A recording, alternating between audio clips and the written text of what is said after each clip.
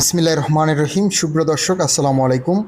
আজকের ভিডিওতে আমরা মালয়েশিয়ার কলিং ভিসা সম্পর্কে জানবো, কারণ আমি অনেক দিন ধরেই মালয়েশিয়ার এই কলিং ভিসা নিয়ে আপনাদের অনেক ভিডিও দিয়েছি। এই কলিং ভিসা নিয়ে আমি কাজ করে আসছি।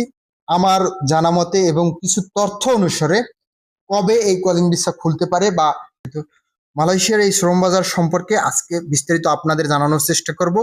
আজকে ফেব্রুয়ারি 26 তারিখ, ত্রয়োদশ জাতীয় সংসদ নির্বাচন 2026 শেষ। মালয়েশিয়ার এই শ্রম বাজারটি নিয়ে এই নির্বাচনটা ব্যাপক সমস্যা ছিল, সেখানে নির্বাচনও শেষ হয়ে গেছে।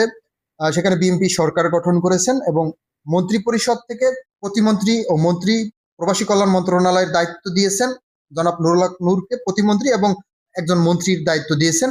তারা জানিয়েছেন মালয়েশিয়ার সাথে তারা চুক্তি করবে এবং নতুন করে গুরুত্বপূর্ণ এই মালয়েশিয়ার শ্রম বাজার পুনরায় চালু করার কূটনৈতিক পর্যায়ে একটা আলোচনা করবেন তাদের সাথে। বিগত দিনে 10টি শর্ত মালয়েশিয়া জুড়ে দিয়েছিল বিগত এই অন্তর্বর্তীকালীন সরকারের আমলে।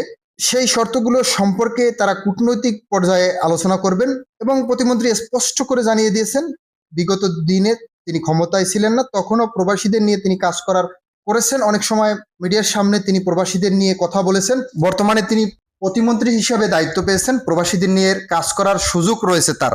দেখা যাক তিনি কতটা প্রবাসীদের নিয়ে কাজ করেন। আশা করা হচ্ছে তিনি প্রবাসীদের নিয়ে বাংলাদেশের মানুষের পক্ষে কাজ করবেন এবং এই মালয়েশিয়ার শ্রম বাজারটা নিয়ে অতি দ্রুত কাজ করবেন। মোহাম্মদ আলামিন, ইউরোপ বিডি প্রবাস।